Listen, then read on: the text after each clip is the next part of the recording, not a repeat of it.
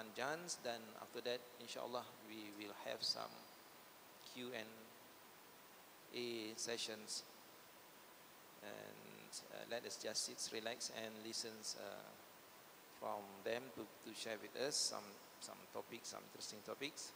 Without any delay, I give the mic to Brother Muneeb Yusof to start his speech first, inshallah. Further.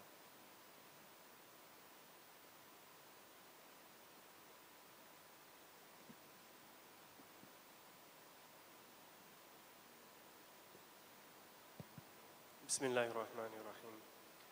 Assalamu alaikum wa rahmatullahi wa barakatuh.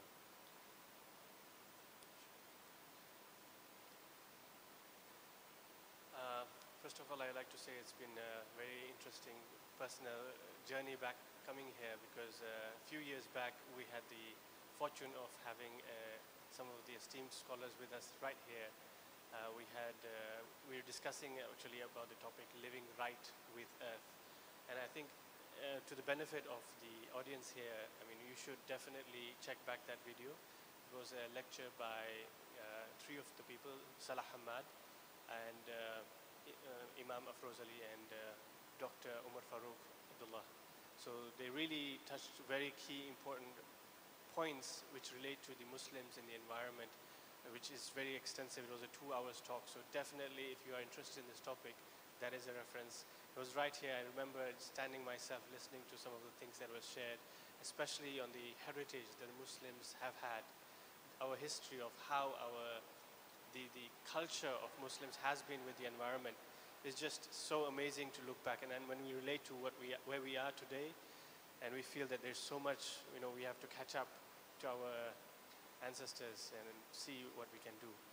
So that's something, personally I'm very humbled to be here in this masjid, mashallah.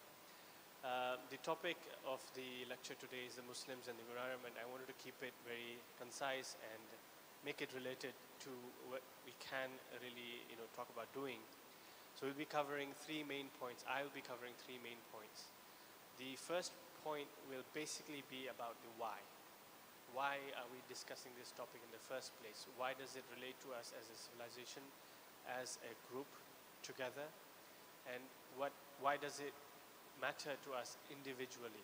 Why should we be basically discussing this, and what difference does it make? We'll also talk about the culture in terms of, the consumerism that we have today in general, the kind of lifestyle we live today, and talk about what can be changed, what can be the alternative to that. And that's where I will be discussing a bit more about some of the sustainable design techniques that we discuss. And the third is about moving beyond, about capacity, what can be done as an individual, as a group, and moving forward from there. So coming back to the why, in general, when we discuss something, we have to have a very personal decision to make a change. Why do we want to move ahead? In our circles, in the sustainable world, we often say this, that the evidence to act is very, very clear. And a lot of my colleagues actually do mention it to me that we shouldn't talk about the issues too much because everybody knows that. But I insist that at least in every discussion I will bring back some of the issues, because you have to highlight them again. Because even though we have heard many of the issues many times, there is this, distancing ourselves from the issues. We do not relate to the issues. So when that happens, we don't really feel to take an action. So I always bring up the issues and discuss for a short period of time at least, highlighting a few things. So when you talk about evidence to act, there's 2 main things that we generally discuss. One is the resource side. We know that the earth is bountiful. We extract so many resources from earth. So we are depleting these resources. And the other side is the consequences of our life today as humans on earth. What is the consequence, right? So this is the 2 main things that basically relate to the environment. So, we all have heard about climate change, right? That's something that's in the news. We discuss it. How serious is it? Does it really mean that, if there's 1 degree increase, we just reduce the aircon a bit, or, put up a jacket? is that going to solve our life, or is there going to be a much serious consequence from that change of 1 degree in the environment? And from the studies that the scientists keep coming up with, and we know that it is a very serious matter, and things need to change. We have to act. And more related to the people, one of the key areas where people actually start looking at environment, start looking at this whole topic, is the area of health. We all completely understand, and we all must have had somebody who has been affected personally with the health issues that come with the current lifestyle. And that personally myself, my father-in-law, my mother-in-law, my own mother, all of them have passed away due to cancer. And going through that process, it really brings to attention, what are we doing and how can we change it? What kind of things do we need to change in our lifestyle that will make a substantial difference into our lives? And the third key area is the energy dependence that we have. The culture of the civilization today is completely dependent, and one of the things I always again bring up to the audience is, we are hungry for energy, so we always, the oil has been the go-to for our energy hunger. How does it relate? Like, just stop here and we take a break and think, if we do not have oil, like us, we do not have oil for 1 month, how much difference is going to bring it, to our lives? Will we have a difference? Is there going to be a change? Just start thinking down. What will stop through, stopping oil? One month, no oil. Do you think that there'll be a drastic change in your lives? There'll be serious consequence. One element of our society, one input, stop, and completely changes, especially cities. Kampung, okay, boleh tahan. But when you come back to the cities are hungry. They absorb, and they only produce one thing: waste. Right? Of course, there's a lot of work and a lot of things that come out from cities. But then, if you talk about the raw materials, we are importing things, food, water, everything. Importing even human beings to come in here and work, and what we export. And then if you do not have that oil, food shortages. We see the situations like recently in the Qatar when they had the blockade. Within 2 days, all the shopping malls were without food. There was this, if they did not have alternative food sources, it would become a serious issue.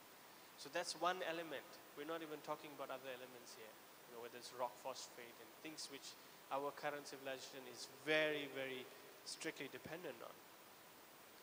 So again, some of the things that we might have heard, or we might not relate here in Malaysia because of the abundance of it, is the water. People have been saying this for quite some time. There are going to be water wars. Water crisis is a big thing. In South Africa, they were on the days, 40 days, 50 days later, there'll be no more water. They had to use 50 liters of water per person in South Africa for quite some time. In Malaysia, in Southeast Asia, typically you use, 500 liters per person per day? So that's a big difference, like 1/10. Food shortages. I mean, again, this is something we see again and again happening. 2008 crisis, I keep remembering that. 40 countries, 40 countries, 2008 crisis, because of something that happened in the US. 40 countries went into serious food crisis. That means yesterday people can eat, and then after a few weeks, they cannot eat anymore. They cannot afford to live anymore. Already they are on a very, very basic living standard, and then they goes even further. And in terms of the loss, of resources, like this year alone, 6.5 million hectares of arable land has been lost due to soil erosion. 6.5 million hectares of land this year alone. Imagine the amount of destruction that is going on. And you're like, what is the cause of this destruction? And oftentimes, this is something that many people are very surprised about. The biggest cause of destruction of land is deforestation and farming, agriculture. And like, what? Agriculture is supposed to be something that's good for humanity. How come agriculture is the cause of destruction. How's that possible, right? So let's just take one example here. Wheat. It takes 7 tons. 1 ton of wheat production causes 7 tons of soil depletion. 1 ton versus 7 tons. And how long does the natural cycle to produce that soil take place? Naturally, it will take ages. It will take thousands of years. But if we act, we can speed things up. Definitely, we can make massive changes with key, actions, key things that we can change. Another thing that personally I like to relate to about the problems, the last thing probably I'll say about this is the, waste. I think for sure I can speak that everybody must have seen the pictures of these, areas in the ocean where there's a lot of plastic waste floating around. Now those kind of things is things that we can see. What about the things that we cannot see? Because we don't really realize that plastic is something we can see. We see it, somehow we're going to clean it. There's a massive project that's going underway today to clean up a lot of plastic from the oceans. But what about the things that we cannot see? So a sea, which you see as clean on the top, so some scientists went ahead and they took a small sample of water from areas which look clean, and they came up with the results. There's about 10,000 particles of microplastic per meter cube. 10,000 particles of microplastic per meter cube. So you might see the ocean is beautiful and clean, but inside is plastic, full of plastic. What happens to that plastic? Where does it come from? So first of all, where does it come from? 80% of this plastic, it's fibers. Now, again, as I said, I want to relate to us. I want to make something, come back to us. Why does it relate to us? A single wash that we do in a washing machine, a single wash produces about 1,000 particles that go off. So you and me, all of us, when we wash our clothes have fibers which are synthetic, are plastic based, and then that goes, a single wash load is about 1,000 parts plastic. Even countries like Switzerland, where they have very, very good waste management systems, they find microplastic on top of the mountains in the snow. It's like spread out everywhere. We have not left any place not conquered. So it's all there. So it's related to us. So how can we change, right? We're talking about washing clothes. That's something that we all do. It's directly linked to us. And how does that change us? Okay, we are making something else, waste. So if we have seafood lovers here, know that you're eating some of that, because it eventually goes into the seafood and we eat that, so you're actually ingesting a lot of that plastic. Most of it, of course, goes out, but then there's some that gets stuck, and of course, again, goes back to these health issues that we discussed earlier. So all these things that are going through, we're talking about the problems. So it comes from the system that we have today, which is consumer-based. We're all consuming into the system. We're absorbing, we're consuming. So what we discuss is basically changing from just being a consumer, becoming a producer. Changing to become a producer. And we'll talk about this a little bit later as well. So it's a personal journey. Just consuming, buying things, and what is our impact personally? Are we making anything to produce? One is what you can produce yourself. The other is the production that you support. So again, one of the points that my teacher, Mustafa Bakir, mentioned that I really like and resonates with me, because it's something, again, personal that can reflect to our day-to-day lives, is our vote. We are all voting for a system. If you shop every day, then every day. If not, then so every time I remember this, and as he explained it to me, is that when you go into a shopping mall and you give in your products, and they scan the barcode, right? And every time they makes a sound. So every time that sound comes up, remember that is your vote, because it's a visual. It's an audible thing that you can remember. So your vote goes for the product that you're supporting. So your money goes for the products that you're supporting. So that's something, again, if you're not producing, you can still look at how you're supporting the larger scale of things. And the decision that we make to actually choose something, whether you are a consumer just like a layperson or whether you're a business person, the decision that you make to buy something, to do something, is currently determined by our system, which is basically the money system. And we all know that the whole world, even though we speak different languages, there's one common language that we all speak, and that is the language of money. And actually my personal journey, into this whole concept of sustainability came through many years of studying the basics of money. And then, again, as Muslims, we look back and you see that there's so many things we can do wrong, and Allah subhanahu wa ta'ala says that, He's going to forgive us. But there's a single thing that my professor always says, Professor Mahdi Mira, he always reminds us this way. And he says, there's a single thing in the Quran where Allah subhanahu wa ta'ala says that Allah and the Rasul will wage war against. And that system is riba. And our money inherently has that. So let's not be naive to think, okay, we are making poor decisions, but we must go beyond and say, why are we making these poor decisions? And the late Professor Sheikh Muhammad Mahdi that I used to follow from Khalifa Institute, he also used to highlight this. He's explained it very beautifully in his books. And he says the inherent change that has happened is, before we used to have the primary motivations as human beings, which was food, shelter, cloth, clothing and all that, which has changed. Now we only look at risk as money.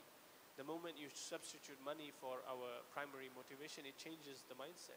So we should not just look at yield. We should not just look at our net, what is our profit, or what is our, is it the cheap product or a more expensive product? But beyond that, what does this product signify?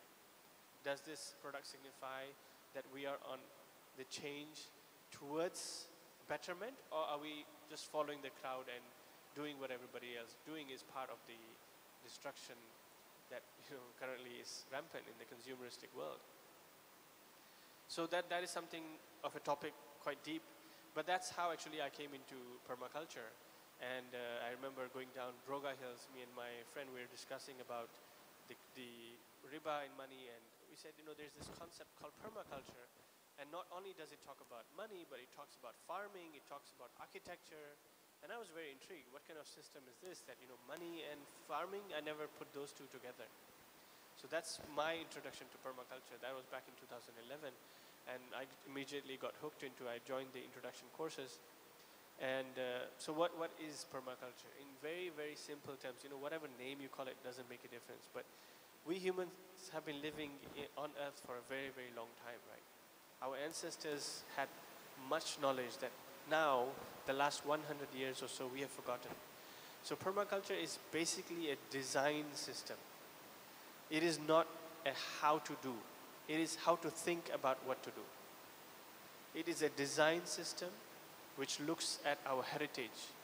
Not just heritage here, but heritage all around the world.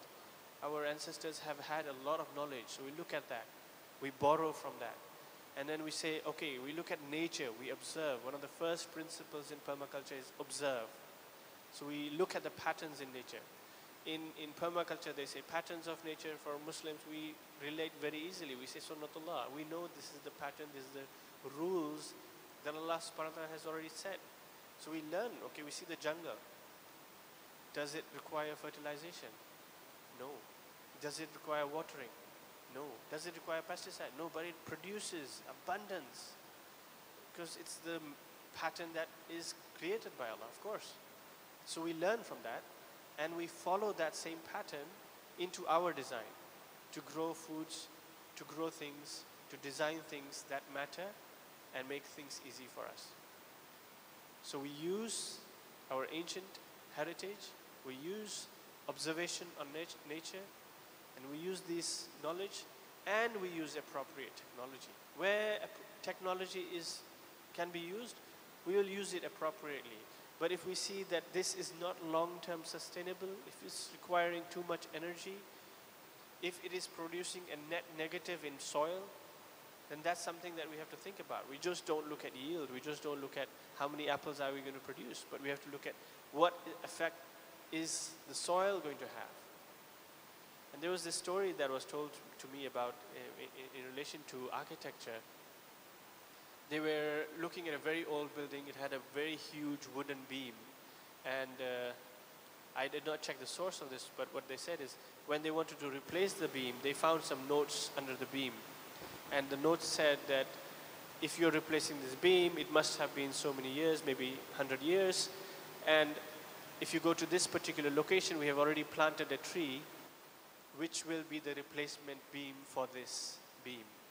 So when they design, not only they design for the system to last a very, very long time, but they also think, okay, after when it's going to need a replacement, we already have something planted to, grow for so many years, and then we can straight away use that.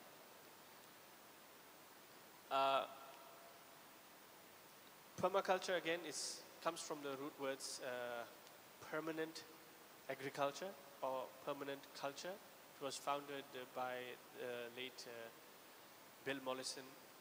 And the teachers, students, Jeff Lawton, he has been making much contribution. He's currently in charge of the Permaculture Research Institute. Alhamdulillah, he also has become Muslim, and he's really working with many Muslim organizations around the world, trying to make this very big difference. And you can actually look at some of the projects around the world, like greening the desert in Jordan, and other projects which have made massive changes, things that people would not believe were possible are becoming possible, but by making small changes in design. So again, going back to, us, what difference does it make? I mean, we can just look into our own backyard and we can reflect back. Like take, for example, here, and we analyze the architecture of a kampung house. And when we see this, we see that the kampung house is cool, it's shaded properly, appropriately, the environment around it is full of trees, it actually has a small habitat around it, you can actually get a lot of your fruits and vegetables right from there. And it's appropriate for the climate here. But if you compare that kampung house with our conventional houses that today we have, then we have a system which is actually borrowed from the European style, where they need glasses, where they need the heat to come in. So you put the wrong design in the wrong place, then you have to switch on the air conditioners, then you have to do all these things. So mashallah, if you have designed like this masjid, where natural ventilation is, things are paid attention which is appropriate to the climate, then things make a very big difference. And I was just told about this, that many people love to come here because of the wind and the breeze, that's naturally cool. So we can replicate and go back to our own heritage and borrow from that. Now, one of the key things that naturally we focus on in design is food. Because when you go back to the basic needs of humans, then we look at air, okay, look at water, and then the third is food. And food is a cornerstone in many basic civilizations. And that requires soil. So our focus, even though the design can be applicable to buildings, can be applicable to how do you design your kitchen, can be applicable to many, many different varieties of areas, but we do focus a lot on basics, on gardens, on farms, on soil. So because of the importance of it. So I'll hand over to my colleague here, my brother Irfan, and he'll talk a little bit more about this after this. And discuss about how small things can lead to major change. Individually, we all have to see our own capacity. It can be a very small thing to a very large thing. In one lifetime, one person meets about 1,000 people or more easily. And if we change individually, that one person that meets 1,000 people, the second person that 1,000 people meet, that's already like 1 billion people. So a single person with a strong idea, you're 2 persons away from 1 billion people. So the impact that actually we can make if it's a strong idea is very massive. So individually, even if we always say, even if it's one person who actually makes a difference in one of the awareness campaigns that we're doing, that's enough. That's great. I'll just share one last thing before I pass it on. When I did my permaculture design certificate course, we had one of the brothers from Pakistan, and he was doing a government job. And in the subcontinent, nobody leaves a government job. Nobody, that's like the, the best job you can get, right? So after he did the course, he said, this is for us Muslims, we have to take action. They cannot continue living like this. Pakistan has been having many serious issues. And he quit his job and he started his permaculture company. And 1 year later, we checked with him, what have you done? And after 1 year, he's like, I planted 10,000 trees this last 1 year. We were like, wow, that's one person is enough. Like, if I contribute to one person who does something great, that's my job is done. I mean, of course we can do more, but you feel so much satisfaction from that. So we've been on that since that. So that's what I'm saying, that even if small change can make a big difference. So with that, I'll definitely pass on to my brother here, and he will continue. Thank you very much. Bismillahirrahmanirrahim. Assalamu alaikum, everyone. Thank you, Muneeb, for that good introduction. And I hope he has opened the door for us to look into more things. So Muneeb touched on a few things. One of the things he touched on is the need to take action, which is what I'm going to talk a little bit about. So I'm going to present 3 simple processes, and based on these 3 simple processes, inshallah, we can make a big maximum impact. Before that, I want to talk a little bit about what we do. So we're both from Urban Hijau, and we started an urban farm literally stone's throw away from here. We started knowing nothing except that we have to start building the soil. So with very basic knowledge on composting, we made lots of mistakes. Started just by reviving a small area of abandoned grounds. It was abandoned housing lot. And from there, we now have approximately, I would say, almost 80 to 90% of the area cultivated over a period of 3 years. And we started basically by just trying it out, just trying to do something. We started by trying to do something, and now we have a thriving urban farm in the city, not too far from here. So one of the things, when we live in an urban environment, it's not easy to change, and it's not easy to make a small change that we can persist consistently. So I'm going to recommend 3 processes where if we do this consistently over a period of 5, 10 years, we will have a very big impact. And it's also not going to make it very difficult to do. I'm going to make it as simple as possible to do. So the first point I want to say is that using permaculture principles, we can do small things that are going to make very big impacts. And the first thing we can do is, for those of us who live in landed properties, when we cut our grass, we can start using compostable plastic bags. All right? So why compostable plastic bags? Because compostable plastic bags break down completely, hence we will reduce the effect of exactly what Muneeb was talking about, microplastics in the landfill. So a lot of the plastic bags that we use, when it goes to the landfill, it breaks down into smaller pieces of plastic. It doesn't break down completely. It doesn't go back to its origin. It just goes into smaller pieces of plastic until we get microplastic. So I did a survey. I went to the supermarkets. I looked for the compostable plastic bags and the biodegradable plastic bags, the oxo-degradable, the photo-degradable. The pricing is all similar actually. It's not that different. So by doing this small tweak, when we go to the supermarket to buy those big sampah bags for our green waste, use compostable plastic bags. So when we cut the grass, put it all in compostable plastic bags. That's one step. Then when this goes to the landfill, the plastic will completely break down. But what's more important is the grass inside that plastic bag will naturally compost. So it will go from the green grass, it will start to generate its own heat, its own microbial process will happen. It will turn into nutrient-rich compost. This nutrient-rich compost then will revive the landfill. Do we really need to revive the landfill? Well, we could, but what we could do better, we could take it a step further. So instead of just cutting your grass, putting it in compostable plastic bags, then doing what many of us used to do until recently, which is to put that outside our house for the council to collect it, the BKL, MBPJ, and so on. How about we do this? We collect all that grass, bag it into compostable plastic bags, and put it at the side of our garden. Put it at the side of our garden, leave it there for 3 to 4 months. Within 3 to 4 months, that grass turns into compost. What have we just done? by doing 2 simple tweaks on our lifestyle, we have started to produce compost. Very easy, right? Easy? So easy. And it's so easy that it's very easy to do in an urban environment where we are so busy with our lives. I mean, some of us literally have to be in traffic for 3 to 4 hours a day sometimes even more. Hence, these are small, simple tweaks that are achievable. And by persisting in these small, simple tweaks, we can suddenly start producing compost. So why should we produce compost? What is the good of producing compost?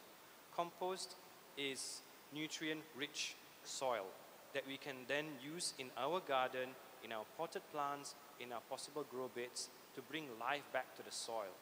Why? Because in many areas, especially housing areas, one of the things that happens when houses are built is the land is excavated, the topsoil is removed. So all those beneficial bacteria, beneficial microbes, beneficial insects are removed from the ground. Then they pour the concrete, they build up the houses, they flatten the ground, and then they put grass mats on it, okay? So that's not a bad thing, it's a good thing. And they have to do this, they have to excavate the topsoil in order to build in a massive manner. So we need to give the ground, the earth, a bit of help to come back to life. We need to invite all those good life back into the earth by composting. If we continue composting for a few months, suddenly the life will start coming back to the ground. Our garden will start being a lot healthier. So once our garden is a lot healthier, all the good life is back, what's the next thing we can do? So now step 2, yeah? So step 1 was producing compost the easy way. Step 2, bringing life back to the soil. Step 3, we suddenly can start growing.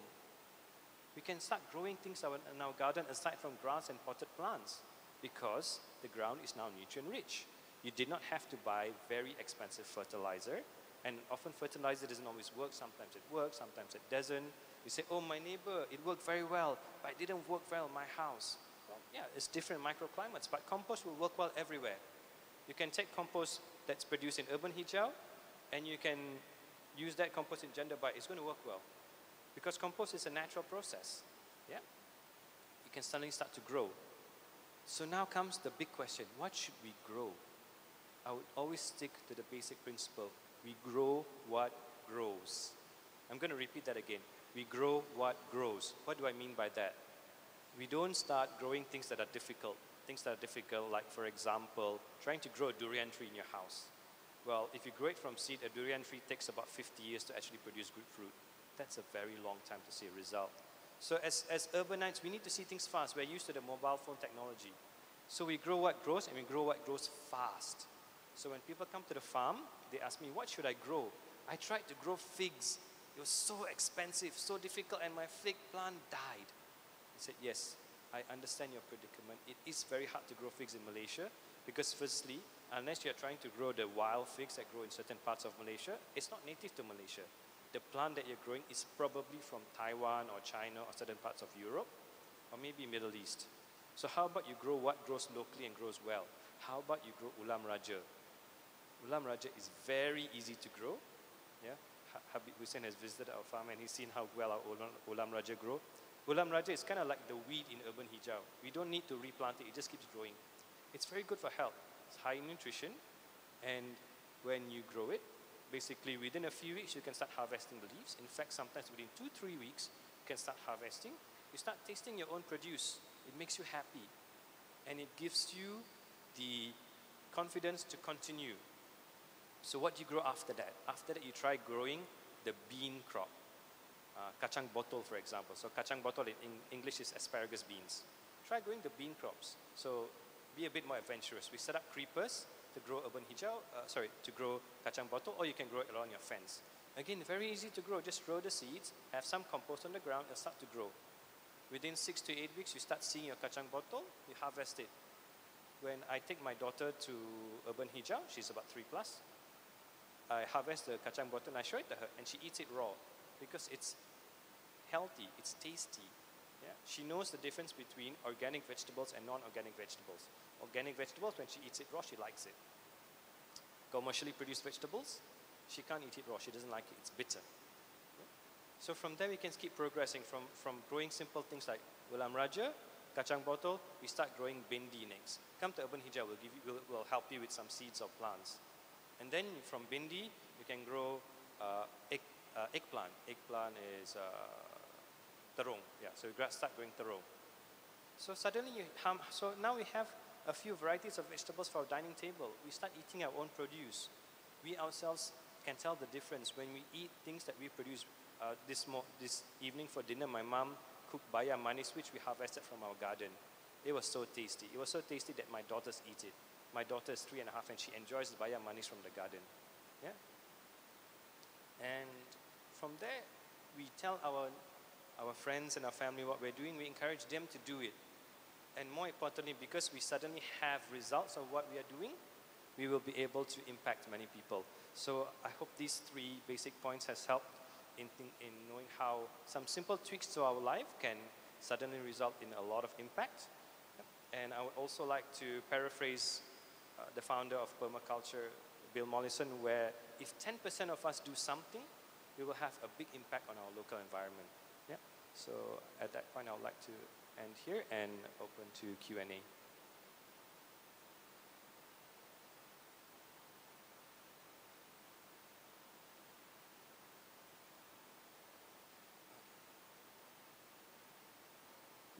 I got a mic here for any questions you would like to ask. Assalamu alaikum. My name is Faisal. Very interesting topic. Start with the first speaker with all the facts and history, and another one, second speaker talking about more knowledge about growing things. Very interesting to me.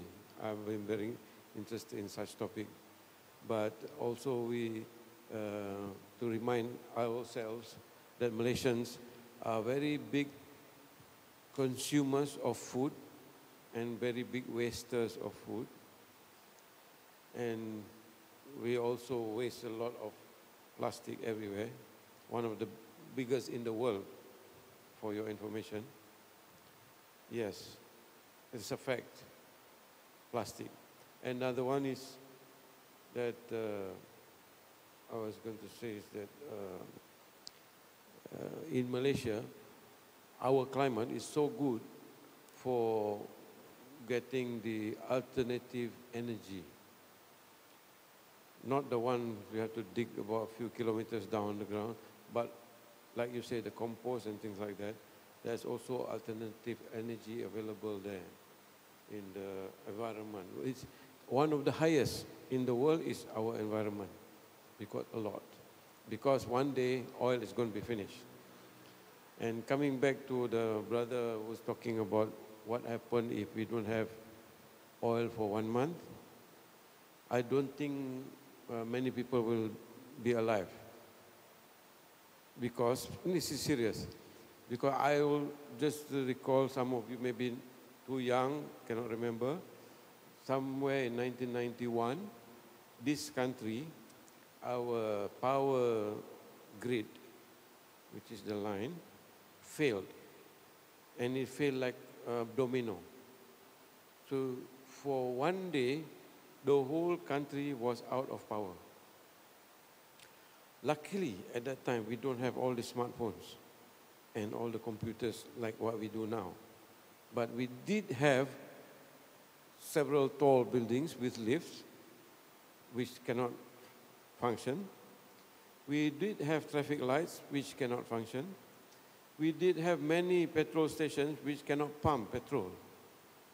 So you can have a beautiful car, but you don't have petrol to fill it up. That's what happened. And of course, ATM machines. That's only one day. Only one day. But there are other instances where, because of environmental degradation, to put it very mildly, we have all sort of flash floods, some worse than others. The worst ones were isolating one huge area from the outside world. And when that happened, they ran out of food, the banks ran out of money in the branches, they don't have power most of the time, and what shall I say? A lot of things happen, a lot of things happen, and it can be dangerous even. And this happened in Malaysia. People forget. We also had a time when in Klang Valley, we didn't have water, didn't have enough water. And even the so-called well-to-do areas were delivered water with tankers which used to carry najis. I don't want to translate into English that one. So that's what happened. And we forget. Now we forget. It can happen again. And every time it happens, slightly different or worse. In Malacca, they didn't have enough water. The whole state didn't have enough water for almost 1 year. Almost 1 year. Okay, that's about it. The other part, I cannot say much because I don't know much. I'm learning more from him. Okay, thank you. Sorry, maybe I can ask, where is your farm and how big is it? Thank you, Habib, for your question. So the question is, where's our farm and how big is it? So our farm is in Kampung Sungai Penchala, just on the other side. Yeah, it's the same road as Rumah Ilham. Yeah? I don't know the exact GPS coordinates. So, the Yayasan Anak Yatim in Pinggir TTDI. Yeah, actually, if you put urban hijau into Google Maps, it comes up. We're about half an acre.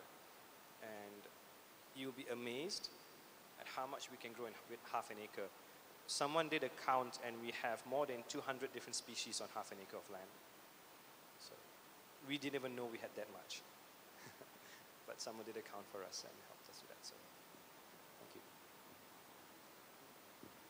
Quickly to comment on your statement just now. Talking about, in Malaysia, this is one of the things actually I always relate. Say, even if something is cheap, like say for gas, you have gas in the house. So one of the people comes up and says, I have gas coming out of my ground. Just comes out from my ground. What should I do? Yeah, of course, you put up a tanker so it holds the gas, and then you can use it in your kitchen because it's free. It's coming from your ground, but it's 1,000 ringgit I have to install. No, if I give that scenario to anybody, it will be like, okay, yeah, it makes sense. We should just put up a simple system for 1,000 ringgit and collect that gas and use it in the kitchen. Makes no sense not to do it. But at the same time, all of the houses, we have gutters. The rain comes to us from Allah free, and we let it flood somewhere. We just let it flush out and make it flood somewhere. It's the same price, roughly. The price of water and price of gas. One thing we feel, it's so valuable, we can't let it go. But the water, it comes pure and nice, no chlorine, no nothing. Even the NAHRIM is the National Hydraulics Research Association in Malaysia. According to their website, the cleanest form of water in Malaysia is rainwater. Yeah, the first 10 minutes is going to be a bit dirty. There's simple mechanisms to flush that out. Even for companies which need pure water, they will use rainwater. We have 3,000 mm of water. So how can we have water crisis? It's impossible to think of that. Because we are just letting it flood somewhere else rather than just storing it. It's a simple thing. That's one of the first things. And the same thing we say in opposite.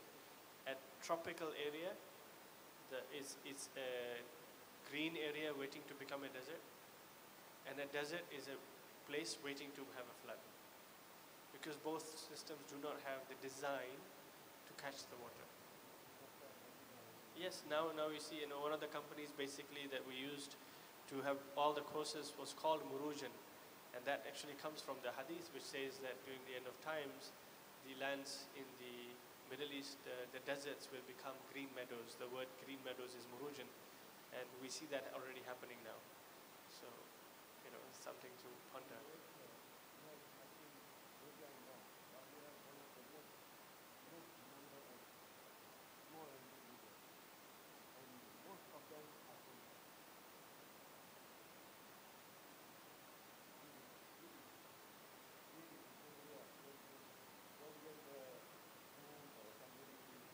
Yeah, while I love to talk about the issues as well, I'm very, I like to bring that to attention because that's how serious it is.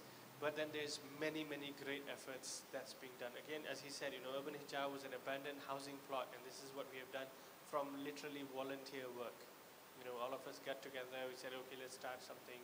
Sometimes in the initial stages, I used to go once in 2 months, very, very little time because I was not living near. So last 1 year, I said, okay, I want to live nearby so that I can come every day. In the mornings, I go there, at least help our local farmer to, design and figure out how to do things.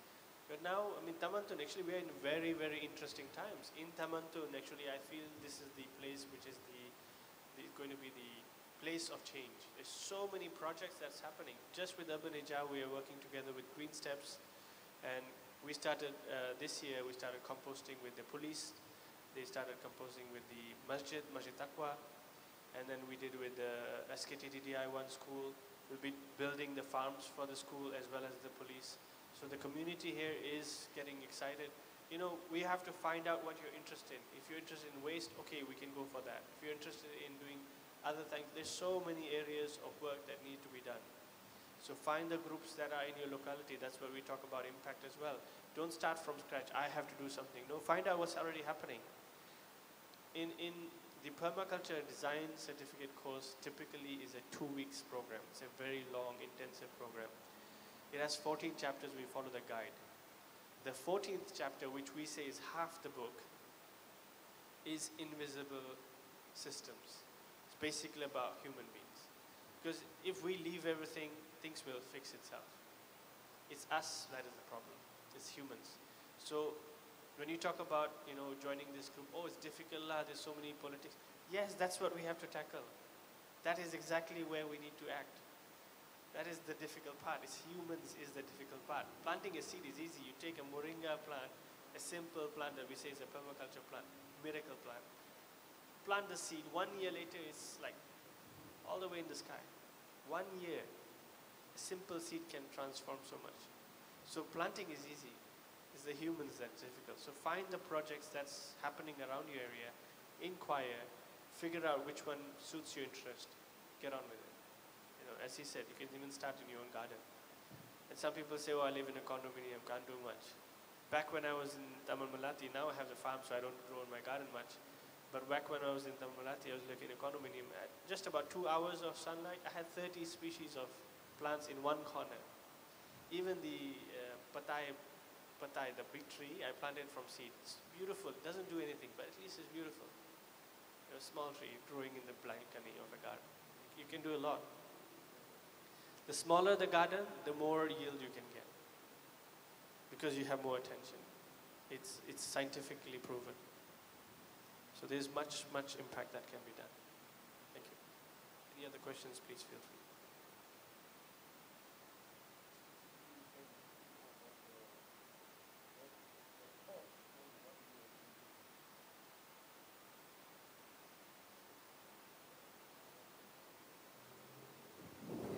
Thank you, Habib. So the question was to speak a little bit about the courses we run at Urban Hijau. So currently, Muneeb is starting an introduction to permaculture course, but I focus on what we can do as an urban community. So I am designing a 3-step course, which I slowly am launching, where I take people through 3 simple steps. I like the number 3, where we go from a basic composter to a grower, and I call it urban farming for families. So the 3-step process involves the first step, you come and you learn how to compost with us. So we go through a half-day program where we teach you the basics of composting, we build a compost heap, and you go home with some samples. Then after that, you come back for another half-day course where we teach you how to grow, how to make soil mix, how to grow what grows, and how to start growing at home. Once you have successfully grown some basic simple things at home, then you come back for the last round where we teach you to design your garden with good biodiversity.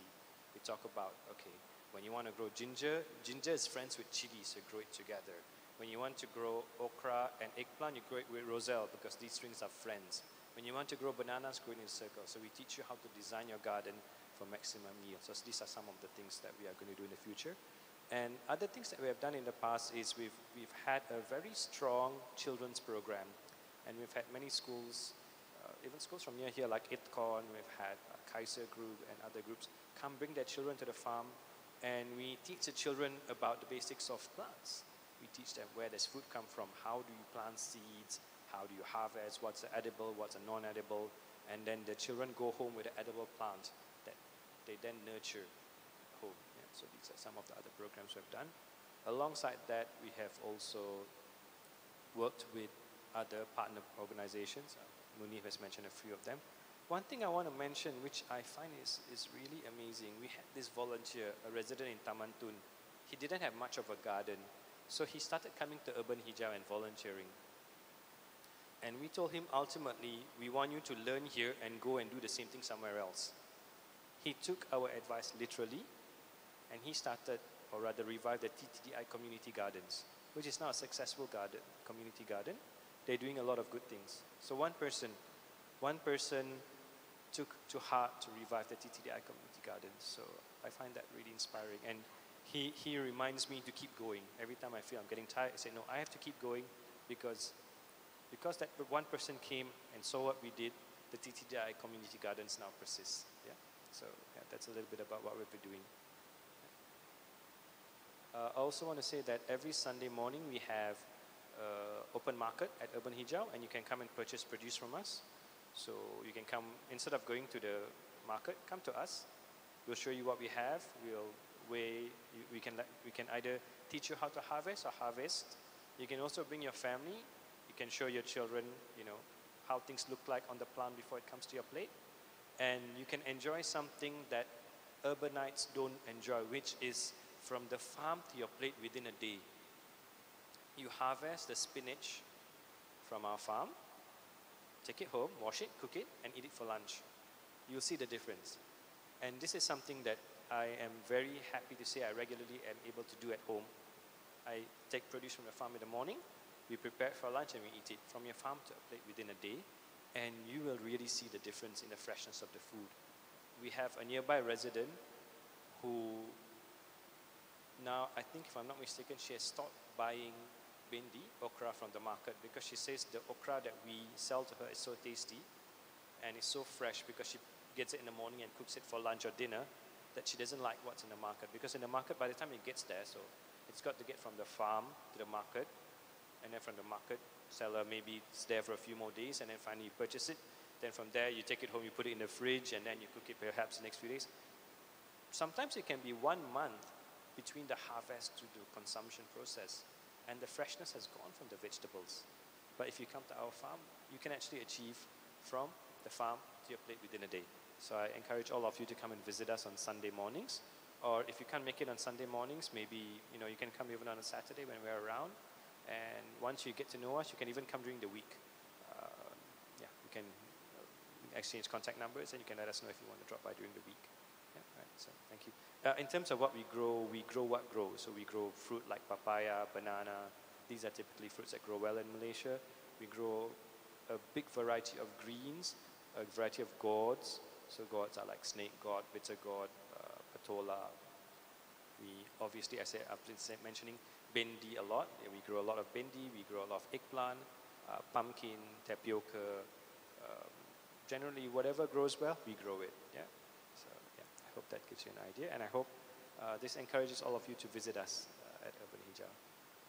Thank you.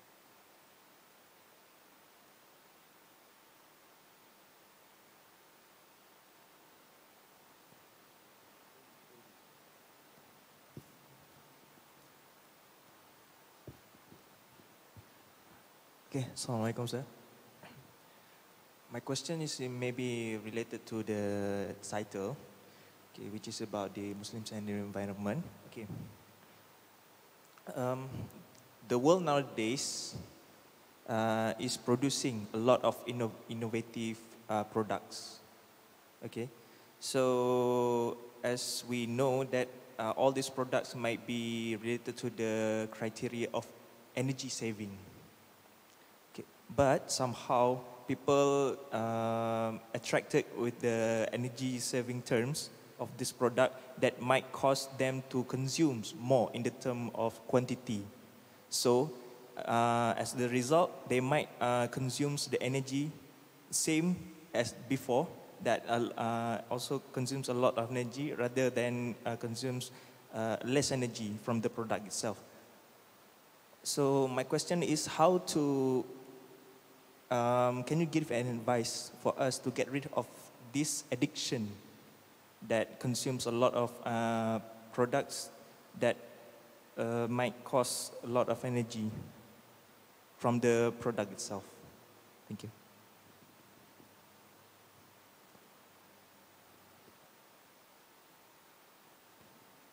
Bismillah.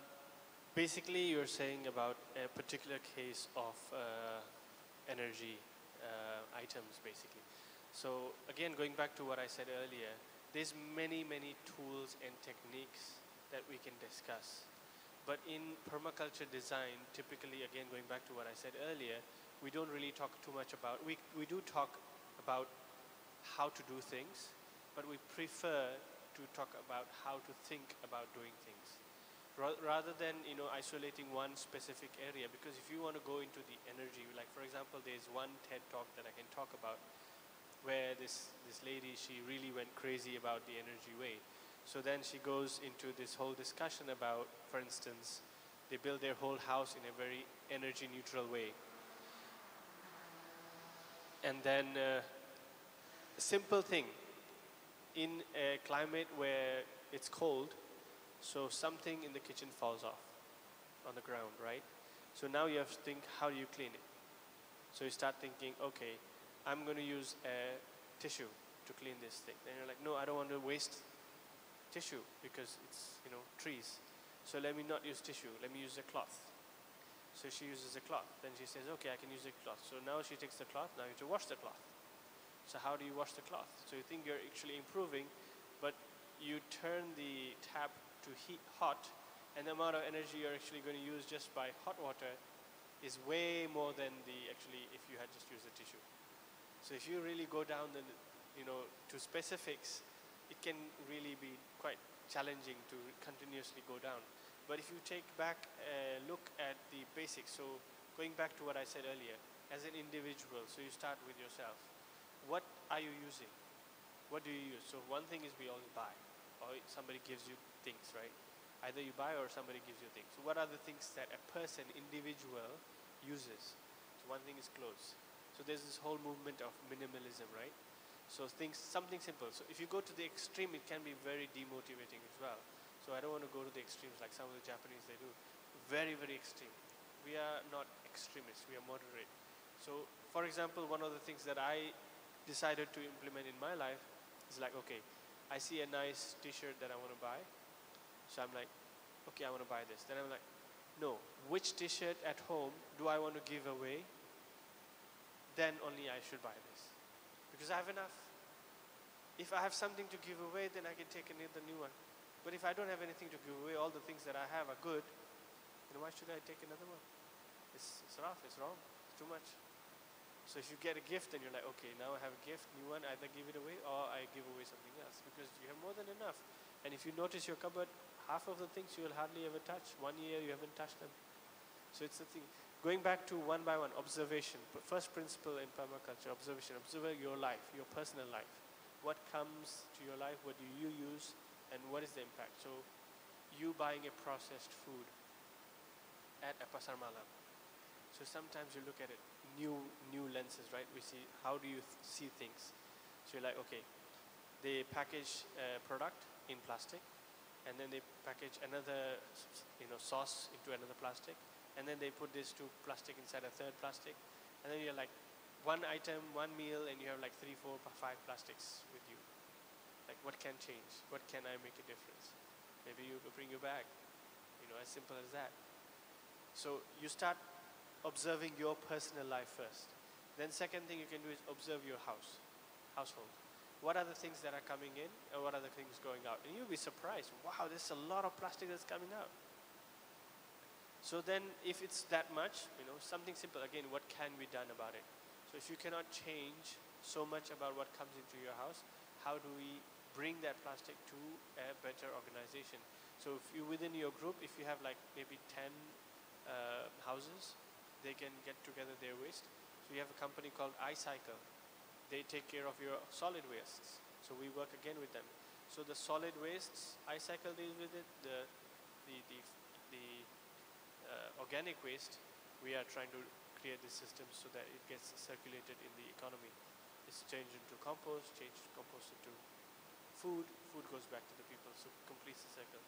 Plastics we cannot recycle ourselves, so let somebody else who can. So again, if you cannot reduce, reducing is better, definitely. So rather than buying a product and saying, okay, you buy one bread and then you put it inside plastic. It's already inside a plastic, so why two plastic? Just carry it like that. If you're shy to carry it like that, okay, bring your bag. So it's about making these small changes in your life. But again, a lot of times these things on the area, even though they do matter, you must look deeper. Like I see this, like one of the trends nowadays is, let's not use straw. Fine, let's not use straw, correct. What's the alternative? Then people say, okay, let's buy the metal straw. Then half of the time they never remember it, they'll keep it at home. So they end up using a straw. And then if you look at the straw, okay, metal straw needs brush to clean. And then the brush is made of what? Plastic. And then so there's so many more plastic inside that. So why not just drink like this in the glass? So if we don't need to use it, why we use it? Is it really necessary to have a straw? So you can think of how much, deep you want to go into a thing. But having that eye of observation will get you to answers. And one of the things that, again, in permaculture, we always say is the solution is in the problem. Always in the problem. Is there. Like recently I had a visitor. He was telling me that this big company is figuring out to change the genes of mosquito so that when they release this mosquito, they will not be able to reproduce anymore and the mosquito population will go down. I was like, that can have serious consequences. Even though we don't like mosquitoes, this can have serious consequences on nature. Like, hey, excuse me, why don't we just get dragonflies? Dragonflies eat mosquitoes. So grow those kind of flowers that attract dragonflies. So the solution is there. So you have too many snails in a farm. What do? Say, okay, get some ducks.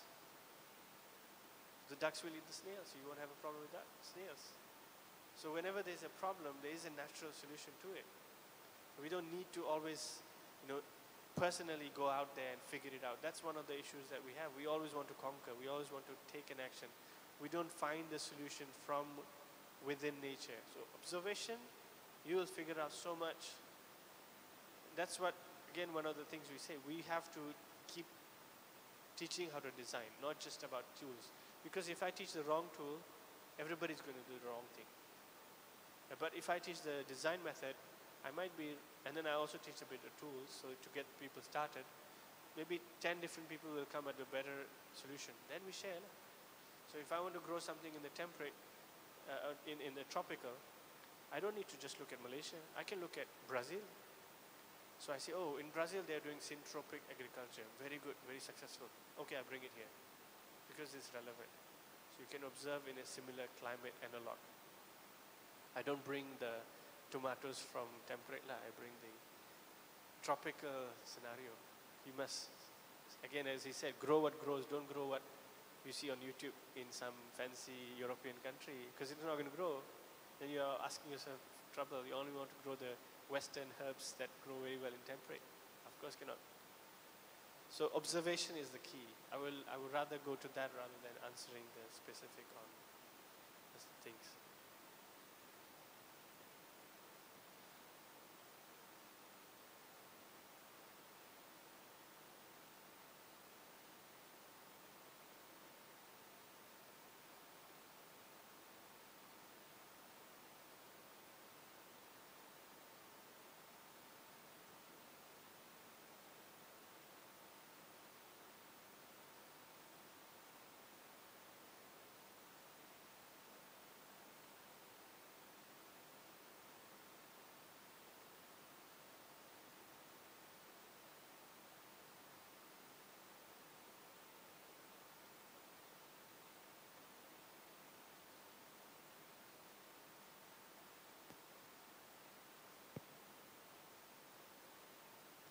Bismillahirrahmanirrahim.